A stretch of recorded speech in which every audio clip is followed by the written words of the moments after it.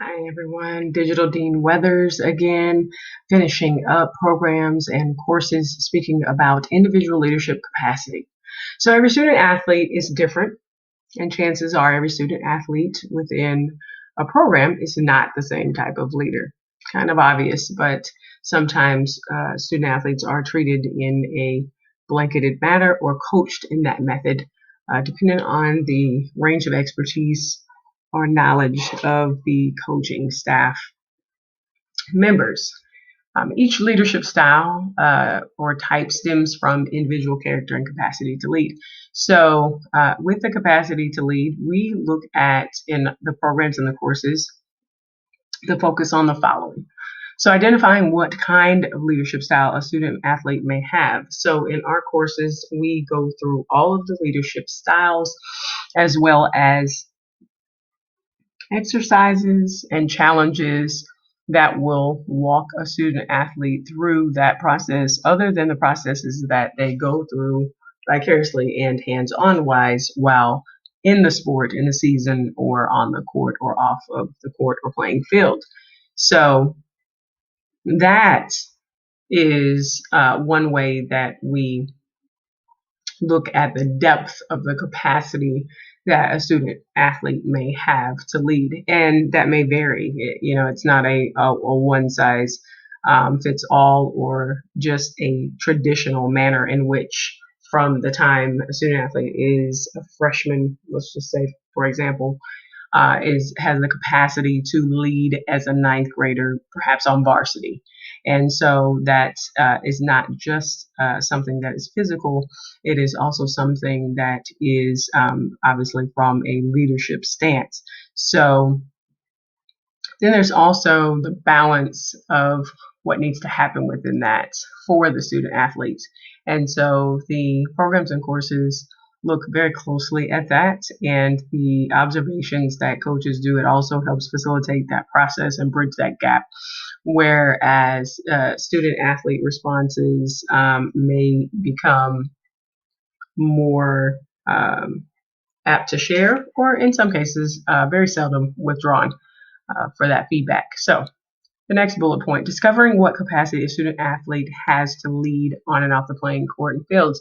So discovering that capacity is what happens through our programs and courses.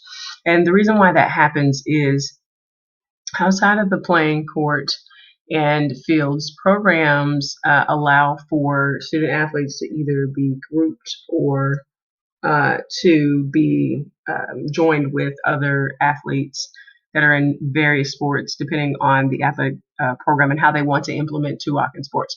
Nevertheless, the baselines of the programs and the courses allow for a hands-on experience through the curriculum, through the cataloged videos and the algorithm tools that we have to help them to see themselves, to be able to hear themselves, and create that student voice so that they are aware of their capacity to lead, and to even verbalize that, and to extend that or decrease their leadership responsibilities and the capacity that they do or do not have to lead.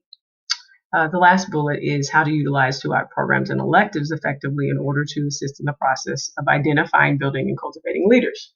So the programs should be utilized within season, preseason, as well as within practices, after practices. They can be utilized with film analysis, game situations, as well as the elective courses, depending on what the course is and how closely the coach follows the curriculum.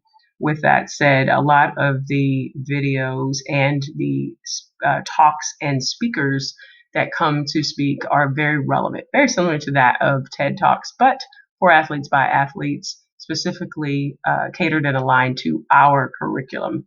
And that is how we help student athletes to resonate and reflect on how to identify what their capacity is to lead and whether they need to build in certain areas to prepare for becoming the student athlete at the collegiate level that they need to become, or if it's just from season to season, whether they are a JV student and a student athlete that want to move up to the varsity level. And as well as the building blocks that are the goals that are embedded within programs and courses.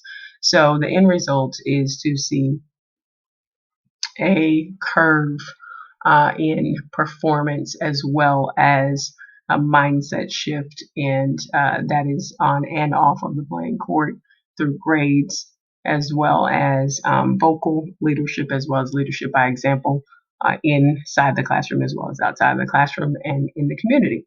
So this is it for today on individual